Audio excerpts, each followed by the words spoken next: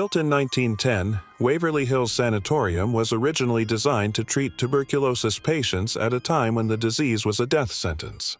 As I walked through the sanatorium's decaying halls, I felt an overwhelming sense of the history that had unfolded here. The walls seemed to hold on to the pain and suffering of those who once lived here. Treatments for tuberculosis were sometimes as bad as the disease itself. Some of the experiments that were conducted in search of a cure seem barbaric by today's standards, but others are now common practice. Patients' lungs were exposed to ultraviolet light to try and stop the spread of bacteria. Other treatments were less pleasant. Balloons would be surgically implanted in the lungs and then filled with air to expand them. Needless to say, this often had disastrous results, as did an operation where muscles and ribs were removed from a patient's chest to allow the lungs to expand further and let in more oxygen. Many patients did not survive it. There are many inaccurate reports as to how many people died during Waverly Hills' decades of operation. Some claim that tens of thousands died with the walls of the hospital. The hallways were eerily silent, the kind of silence that feels heavy and suffocating. Each room I entered seemed to whisper its own ghostly tale. I remember stepping into one of the old patient rooms, and an icy chill filled the air. It felt as if the room itself was frozen in time, holding the memories of countless patients who had suffered there. One of the most infamous features of Waverly Hills is the death chute, a long tunnel used to discreetly transport the bodies of deceased patients. I must admit, the moment I stepped into this dark, narrow passage, a shiver ran down my spine. The darkness was almost palpable, and I could feel the air grow colder with every step.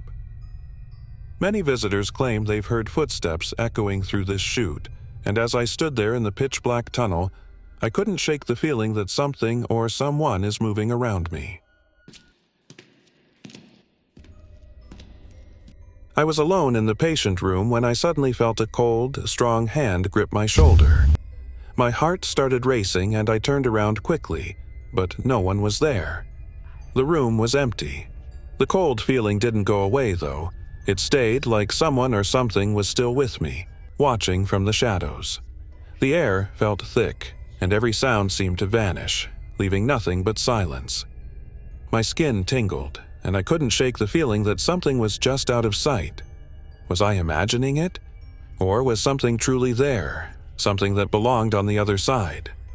It's in moments like these that the line between the living and the dead becomes a blur, making you question if it's real or just the mind playing tricks. I didn't wait to know what it was. Panic took over, and I bolted for the door, my footsteps echoing through the empty hallway. The cold followed me, like invisible fingers brushing against my skin. I could feel the presence getting closer, and each second felt like an eternity. I sprinted to my car, nearly tripping in my haste, and fumbled with the keys before getting in.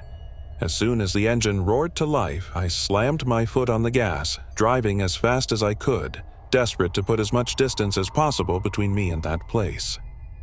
Even as I sped down the dark, empty roads, my hands wouldn't stop shaking. I kept glancing in the rearview mirror, half expecting to see something, or someone, chasing me. The cold dread from earlier still clung to me like a second skin, and no matter how far I drove, I couldn't shake the feeling that I was being watched. When I finally reached my hotel, I practically stumbled out of the car, my legs weak, and rushed to my room, locking the door behind me. I collapsed onto the bed, but there was no relief. My mind kept replaying the eerie whispers, the shadow that had moved, the icy grip that still lingered on my shoulder. I lay there in the dark, my eyes wide open, every sound making me jump. The soft hum of the air conditioner, the creak of the floorboards. It all felt too close, too real. Sleep didn't come. I couldn't shake the feeling that something had followed me, something that wouldn't let go. And as the hours ticked by, I realized I wasn't sure if I had truly escaped, or if the nightmare had just begun.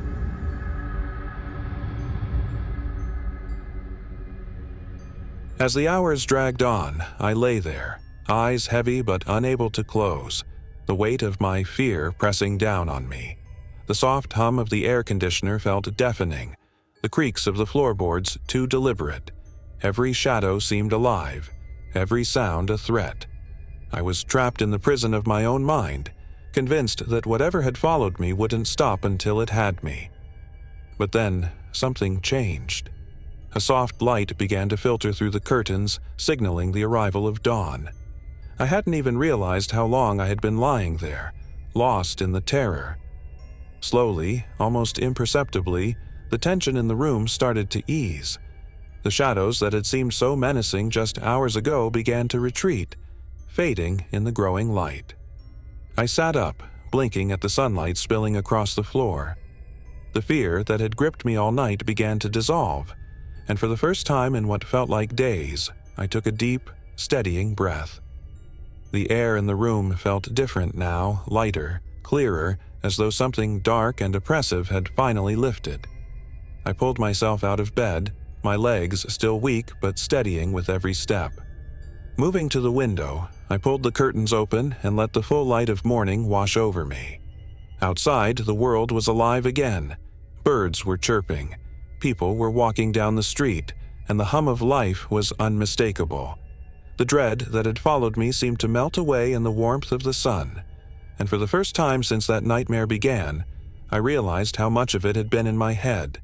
Exhaustion, stress, and the weight of my own fears had twisted reality into something dark and unrecognizable.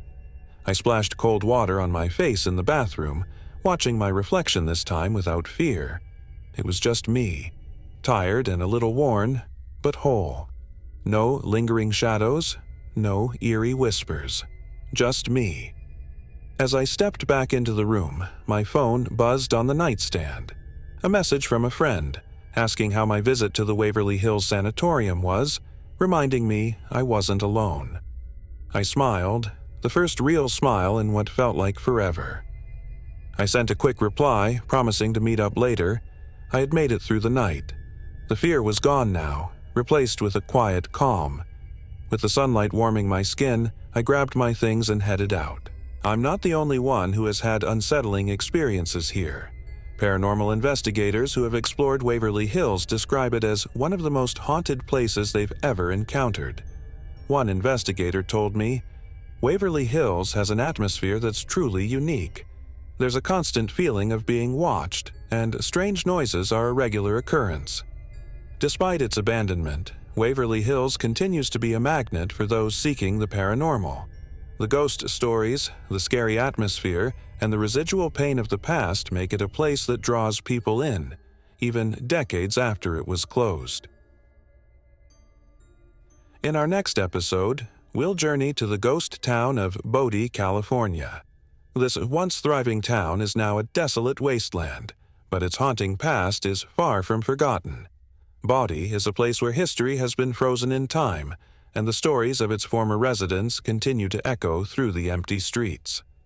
Join me as we explore the eerie remnants of this ghost town and uncover the secrets that still linger. Until then, remember, some places are abandoned, but their stories never truly disappear.